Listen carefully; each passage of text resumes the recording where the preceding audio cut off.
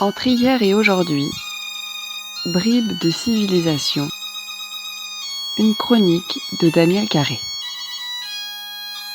Chronique numéro 8. Témat, bonjour, bonne intro, vous allez bien? Nous retrouvons donc aujourd'hui la seconde partie de cette chronique consacrée au genêt. Nous avons clos la première partie en expliquant comment, de notre genêt, de notre banal, est né le mot français balai. Nous continuerons notre propos aujourd'hui en nous intéressant en particulier aux divers usages du genêt dans l'économie, disons, traditionnelle ou semi-traditionnelle encore de la Bretagne. Les tanneurs en extrayaient un liquide pour assouplir les peaux. On prête aussi à la fleur certaines propriétés médicinales. Ce sont là des emplois secondaires, subalternes si vous voulez. Autant qu'il m'en souvienne, le genêt servait surtout à recouvrir, à protéger de la pluie. En effet, ces longues tiges, comme celles du seigle ou du roseau, permettent à l'eau, à la pluie, de s'écouler goutte à goutte jusqu'au bas du toit.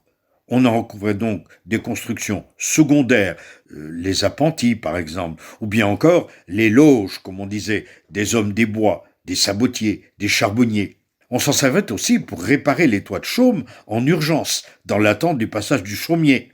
Le genêt se tresse facilement et on peut en garnir facilement des claies d'osier, de bourdaine, de châtaignier que l'on posera donc ensuite un peu comme un sparadrap, si vous voulez, sur le toit. Mais ce sont des claies exactement semblables que l'on fabriquait, que l'on garnissait de genêt pour barder certains abris comme on en voyait il n'y a encore pas si longtemps au bord de certaines routes, des abris sous lesquels se mettaient les enfants pour attendre le passage du car scolaire. C'était aussi ce type de claies que fabriquaient les enfants des campagnes dans les années 1950 encore, lorsqu'ils gardaient les vaches par exemple.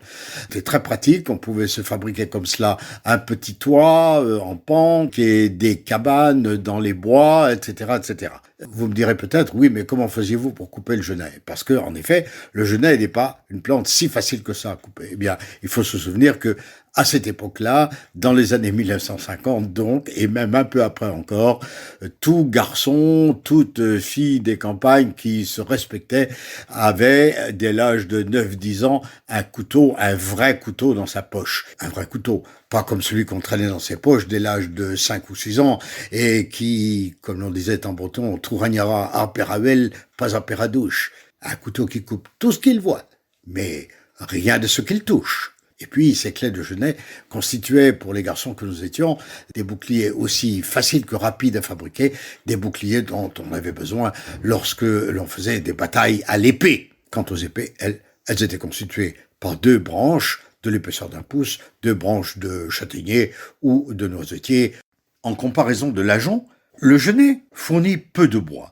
Et son usage pour le feu, pour la cuisine, n'était pas très courant ni spécialement prisé, au contraire même. D'autant moins que, même s'il est sec, s'il est facile à ramasser et ne coûte alors rien à emporter chez soi, il fume et il dégage une odeur assez aigre, assez âcre, d'où le dicton « Gustentin hag lavon, sogar merriet diawang, gusta bonal mojedet, sogar ta merriet dimeyet ».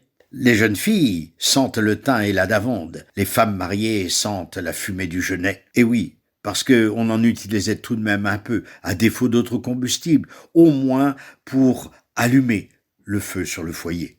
Les longues tiges flexibles se prêtaient également à la fabrication de liens, même si ces liens pouvaient glisser facilement. Ils ne tenaient pas.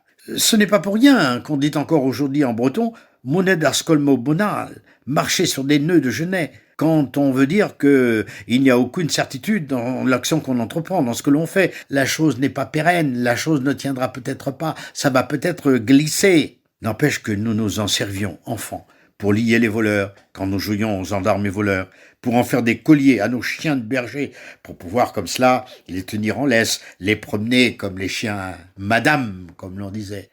Associé au genêt reste aussi, pour les Bretons de ma génération, la pétarade des gousses éclatant plein midi sous le soleil des grandes vacances, quand nous traversions les landes par les sentiers où il fallait parfois marcher tête rentrée dans les épaules pour éviter justement les genêts qui faisaient comme un dais au-dessus de nous. Splendeur des genêts en fleurs, le meilleur moment pour découvrir notre Bretagne et peut-être aussi pour la quitter, pour en prendre congé pour tout de bon, comme le laissait entendre l'un de ses grands serviteurs, le barde Loïs Riault, dans un poème resté célèbre, de Goursker à Bokedo, au beau temps des fleurs. De Goursker à Bokedo, à drour Goubanouil, pavier bonali bleu et carehen merwil. Addition inos tiwil, met confortus membe, peseblan niol merwel, in tural d'armoné. C'est au beau temps des fleurs, à la tombée du jour, quand fleurissent les genêts que j'aimerais mourir, et descendre dans la nuit de ma tombe, sombre mais chargée d'espérance, quand paraît mourir le soleil au-delà de la colline. Loïs Riault est mort en mai 1953, au beau temps du genêt en fleurs. Kenavo, à la prochaine.